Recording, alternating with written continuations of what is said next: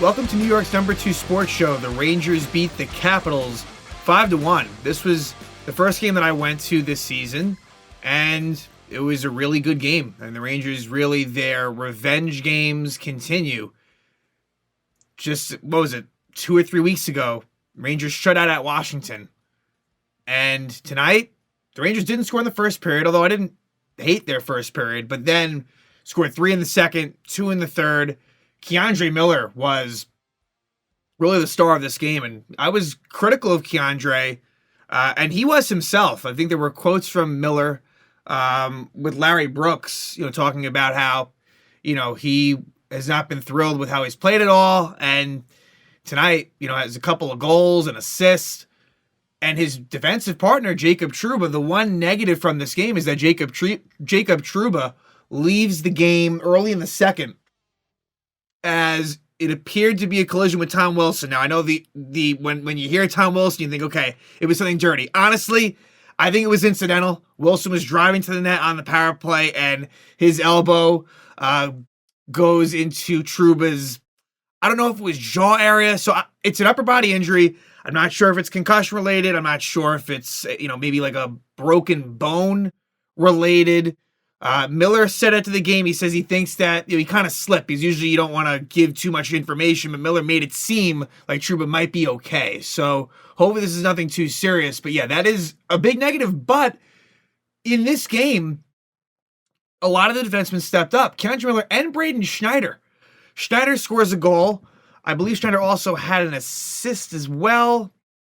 No, just the goal. But what it did was it created some different looking defensive pairs, and I thought that some of them looked good. Like, it was just kind of a makeshift situation. It wasn't even as if they just kept lingering with Fox and just went with a rotation elsewhere. Like, they just switched it all around. And I thought that and I thought the defenseman, it's funny, I felt like Trouba was maybe the most consistent defenseman all season. Now he's out, and yet I felt like the other defenseman played a lot better after he left. So that was big. And then also Igor Shesterkin has lately been very good. Like, I feel like he kind of hit rock bottom. It must have been that Maple Leaf game at home. And then since then has been pretty damn excellent. So I thought that he wasn't one of the stars of the game, which I figured he would be. But I thought he was really good. Made 25 saves on 26 shots. And the Rangers were simply the better team. Like, right now, the Rangers, even though there has been some inconsistencies, they find themselves atop the NHL standings, and deservedly so. At least in the Eastern Conference. I don't pay as much to the West, but in terms of the East, like, they do seem like the best team right now. Will it stay that way in the long haul? That remains to be seen. We don't know, but this was good. And again, like, I really like the fact that they are able to respond against teams that beat them previously. Like, they take it to heart, and it's like, we're not going to let that happen again. I really think that's a great trait and quality from a hockey team. So lineup was the same as it has been now for a while. It feels like Zach Jones has been the only healthy scratch. Now that Trouba might be out, that's the one issue, is that now Zach Jones comes in, and that, to me, that kind of messes things up. But anyway, Darcy Kemper in net for the Caps. If you remember last game against the Capitals, it was Charlie Lindgren who shut the Rangers out. So Kemper was in goal for the Caps. And first period, not a whole lot going on in the first, which I didn't mind. Like, and that's been the case, at least in Ranger games. I'm not going to say all of the NHL, but it feels like the goal scoring just ramps up as games go on. It doesn't tighten up. Like, the first period, no scoring, and then boom, just like you end up getting 6 goals in the game. Seems to be like a common theme, at the very least in Ranger games. So, first period, John Carlson hooks Zibanejad at 6:24. Mika Zibanejad has been very good lately too. Again, like, he gets off to that really slow start, and now his numbers, I think, are pretty insane. Let's see what they are for Zibanejad now in, what is it, 33 games played for the Rangers, I believe, at this point. I think they're 24-8-1. And Zibanejad now, I think he's at least a point a game, if not more.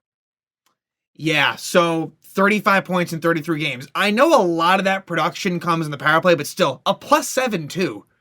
Mika played his 800th game, 800th NHL game tonight, which is crazy. Like, that he's played that many games and he's only 30 years old. Like, he came up very young with the Ottawa Senators. Like, just, one of the greatest trades maybe in Ranger history, the Mika Zibanejad Ottawa Senator trade.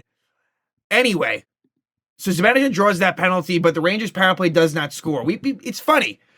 And this happens again in this game where the Ranger power play, like, it's not always, I mean, it's a very, as we know, what is it? Rangers have to have, a top 2 or 3 at worst power play in the NHL? It's really good. And eventually they get their power play. It's funny. They always, if you give them enough, they'll get their one. And they did eventually in this one, but there they didn't. And then at 1935, Lindgren trips Malenstein. So the Caps have a power play going into the second. On that power play in the second is when Trouba gets hurt. And so, he didn't return after that initial early second period shift. At 4:37, no, sorry, let me go before that. At 4:12, Anthony Mantha scores for the Caps to give them a 1-0 lead from Sandin and Protas. So this is a play where Adam Fox was a little too aggressive, wasn't able to make the play, and so down the other way, Mantha goes with speed, with a little bit of speed, some room, and he fires it past Shesterkin. So, Fox, I thought his game improved as the night went on, but not a great play there. But then the Rangers draw a power play. It was a penalty taken by Dylan Strome as he hooks Jimmy Vesey. Jimmy Vesey continues to really play very well. It's just amazing. The turnaround for him, like his first stint as a Ranger, those first 3 seasons compared to what he's done now in year 2, the second time around, it's just night and day. Like, he is just a very good fourth liner. Like, if you have him slotted there, that's really not bad. So the Rangers get a power play, but they don't score on it. They don't score on that power play. But soon after the power play is over, they do score, and it's K'Andre Miller, his 6th goal of the season from Zibanejad and Panarin. And I noticed on a lot of K'Andre Miller's goals this season, it's Zibanejad that sets it up for him. Nice little dish by Mika. K'Andre Miller goes backhand and scores past Kemper. So a really nice goal there. Ties it up at 1. Then at 8:45, Barclay Goodrow trips Faravari. Now with Goodrow, again, too many penalties for Goodrow, but the Rangers do actually better than that. Before they even kill the whole thing off, Zibanejad is tripped, and so it becomes 4-4. So 2 drawn penalties by Zibanejad again. Really like his game lately. So now the Rangers towards the tail end of this power play, and keep in mind, this would be their 3rd and final. They do score on it. And it's Artemi Panarin, his 19th goal of the season from Trocheck and Zibanejad. So Trocheck finds Panarin, who just rips it. Really, I mean, Panarin's got a great shot. That's the shame in the fact that he, in previous seasons, hasn't shot as much as he should. The accuracy is great. Could Kemper have still made the save? Yes, but it was exactly where it needed to be. And it gives the Rangers a 2-1 lead. Then 40 seconds after that, Braden Schneider scores his 3rd goal of the season from Lindgren and Vesey. So this was a 4th line goal. The guys that were on the ice, think about it, Lindgren and Schneider as a defensive pair, which you don't see too often, it was a very, it was not the most offensive 5-man unit, but they were able to score. And part of that was because, Vesey provided some, a little bit of chaos in front, so I'm not sure if Kemper saw it, and Schneider scores to make it 3-1. And, the Rangers' second period ended up being a good one. Mantha scores that goal, and I wasn't sure, but you felt good going to the third, and they really carried it over into that third period. They really left no doubt. Within that, Igor made a lot of good saves. Don't get me wrong. For the chances that the Capitals did have, Shesterkin looked good. But at 6:54, K'Andre scores again. 2nd of the night, 7th of the season from Kreider and Wheeler. So a nice shot by K'Andre. Nice to see him get a couple of goals, makes it 4-1. And then 11:15, Alexis Lafreniere scores his 10th goal of the season from Fox and Miller. Nice cross-ice pass by Adam Fox. Quick shot by Lafreniere, beats Kemper, gives the Rangers a 5-1 lead. They win 5-1. So, again, that was a good, stress-free game to go to. They really played well.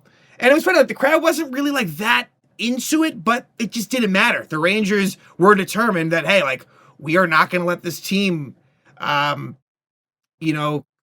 what they did last time.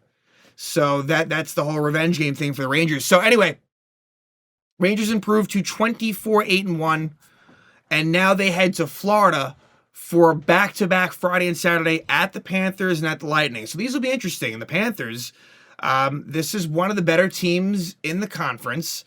They have been good lately, so I'm interested in that. The Rangers in recent years, the Rangers have really done well against the Panthers, whether that be at MSG, whether that be in Sunrise, like either way. So we'll see if that continues.